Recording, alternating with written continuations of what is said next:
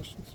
Justin, you've had 3 different starting offensive line combinations over the first Yep. 3 weeks. What have you liked about how the group has overcome those type of challenges, given the extra eyes on the group this year? I don't know that they're extra challenges. I would just say we're trying to find the best 5 guys we can. We've moved some people around to try and get that best 5 on the field. And I thought this past game, Tyson, week in and week out, has been pretty consistent. He's still getting better, but it's given us some good play in there. Fred Williams had a good first game for him for playing extensively. We've had high hopes for Fred, and he did a really good job in practice last week, and his practice showed up in the game, which is very encouraging, so we got to build upon that. I thought Leon the last 2 weeks has continued to improve. Braden playing inside a little bit probably fits him pretty good. He does have some position flexibility. So we're just trying to find the best 5, and like I said, the ultimate evaluation is in the game. So. As a follow-up to that, both Bastion and Braden over the last few weeks have explicitly called out the mentality change as the biggest year-over-year growth. What have you seen? How have you seen that personally manifest itself, and what have you seen from Coach Anae's style and messaging that you think resonates? Yeah, I think it's a work in progress. We are growing in that area. You really want the O-line to be the enforcers on the team. I mean, the best teams, that O-line carries an attitude with their style of play. Obviously, you have to have ability, but the mentality at that position permeates throughout the team when it's right, and so we're growing there. Are there certain things you need to do to handle success? I mean, the other game was your favorite. Like you would agree, you played your worst first half of football. Are there things you need to do to handle the success you've had so far? Practice, and take the practice and apply it to the games. It's really the expectations we have for ourselves as individuals and as a team, regardless of who we're playing. I mean, we don't control the schedule. What we control is how we prepare and ultimately how we play. So we need to do, each week, we need to do a better job of taking what we learned from the previous game and applying it to practice, and taking that practice and applying it to the next game so we can keep improving. We don't spend a lot of time talking about the spread and favorites and who's not favored. They give us a schedule. There's a team. We respect everybody we play, and our job is to go out and play the best football we can. We need to do that again this Saturday night. Just in the week or 2 before the season started, you mentioned Luke Felli as a guy who really had improved year to year. Sometimes an improvement in anything we do in life, it's 1% better each day, and sometimes there's the light goes on. A pitcher has his release point, he figures it out, or a hitter changes his stance. For Luke, was it a 1% each day, or was there a light going on at a moment? I definitely feel like there's consistent improvement. We talk about that 1% often. It's funny you bring that up, because he has shown that since the end of last year. And winter workouts, it showed up. Spring football, it showed up. And just each time we're on the field or each workout, you kept noticing him. And then he did a good job in spring football. Summer workouts, he continued to develop his body.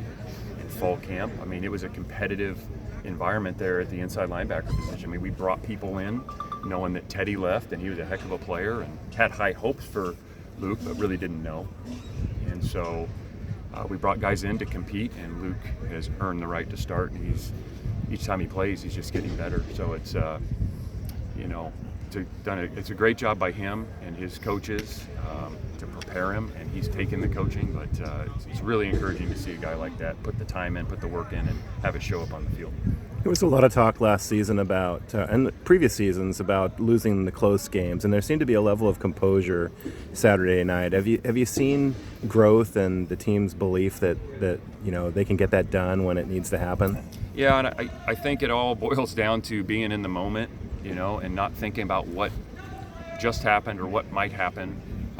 And I could point to a number of plays in that game where you got to line up and execute the call. And like Luke Felli had I think it was 3rd and 7 or 3rd and 8, and they ran an inside zone. Maybe they're going to pop it, they thought, or get a better kick, and he got a minus 4-yard play, and that kick was missed by this much. There's one. Then there's the punt, and the opponent makes a mistake, but Aiden Monetai is running to the ball like he should. He's giving great effort, and he's there. He's there to recover the fumble.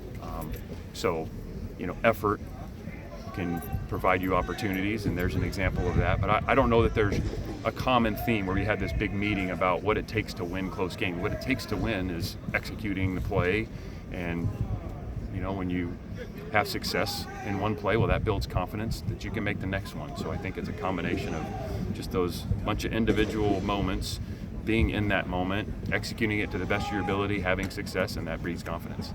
Zeke Masses has 3 interceptions, and obviously, if the common fan, that seems really good. I'm just curious, how would you assess the way that he's played all around so far this year? I think he's doing a nice job. Based on what he's capable of, I'm not surprised.